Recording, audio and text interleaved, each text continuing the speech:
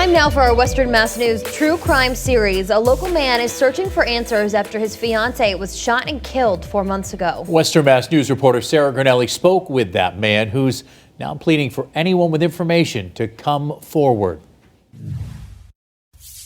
I sat down with Joshua, who is deeply in love with his fiancée, Jennifer.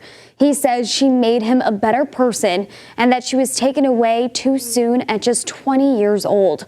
Joshua and Jennifer's family are holding out hope that someone will come forward to give police the information that they need to make an arrest.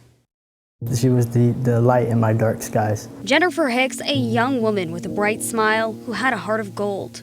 Her fiancé, Joshua Saylor, says he fell in love with her the day they met. Very charismatic, very loving, very outgoing. She was very colorful. She was vibrant. She just had a shine to her. Could light up a room just by walking in it. Sharing this video when he surprised her on Valentine's Day. Happy Valentine's Day! Joshua said being with Jennifer was easy. After about a year of dating, he got down on one knee and asked her to marry him. I asked her to come out to the front where the patio is, and when she did, I was down there on my knees, and I gave her a very long, unprepared speech about how I would love her for the rest of my life. That same ring he now wears on a chain around his neck, a loving reminder of all the wonderful times they spent together. I took her to her first beach, Galveston there in Texas, and she just, her eyes just lit up when she was looking at the water, putting her feet in the sand.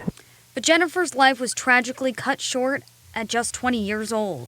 They had gone to some car races, and after the car races, they had gone to a commuter lot there, Buckland Hills commuter lot there in Manchester, Connecticut. Joshua says she was out with friends when she and 24-year-old Gregory Scott were both shot and killed in early August in Manchester, Connecticut. Walk up to their white Jeep and open fire onto that Jeep.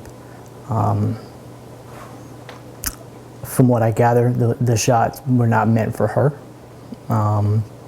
Unfortunately, one did hit her. Connecticut State Police say Gregory was the intended target, sitting in the driver's seat of the Jeep Wrangler while Jennifer was sitting in the back. Investigators tell Western Mass News they believe the suspect is from Springfield and other persons of interest are from the surrounding communities, all with gang ties. Police also believe this truck is linked to the shooting. However, detectives say the registered owner was not involved. At the time of the shooting, more than 100 people were at the scene, and Joshua is heartbroken, especially knowing that Jennifer had a fear of guns after being held at gunpoint at a store she worked at last year. He took him in the back room and had the gun to her head, and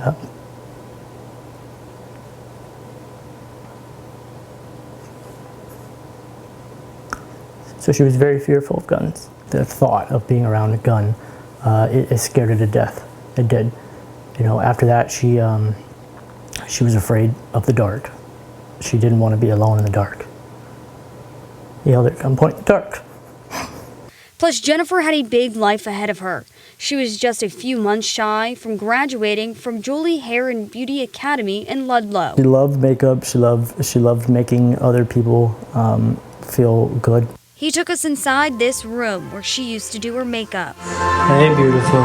Where he created a beautiful memorial for her inside their home. Since the shooting, Joshua has not stopped fighting for Jennifer, putting up these posters all around Manchester and Springfield. Joshua and Jennifer's mother, Erica Ortega, are holding out hope that someone will come forward with information. I ask you, please, to come forward. My daughter, she could have been your daughter, your sister, your, niece, granddaughter. And you took from this family the greatest thing ever. Please put yourself in my shoes, in her family's shoes, and understand that by not coming forward, you are taking away the ability for us to have that closure that we deserve, that she deserves. Joshua has set up a GoFundMe page, and his goal is to raise $10,000 for someone who can lead police to Jennifer's killer. Investigators are asking anyone with pictures, videos, or information about what happened that night to give them a call. You can find the number and the link to Joshua's GoFundMe page on our website. That's westernmassnews.com. In the studio, Sarah Gurnelli, Western Mass News.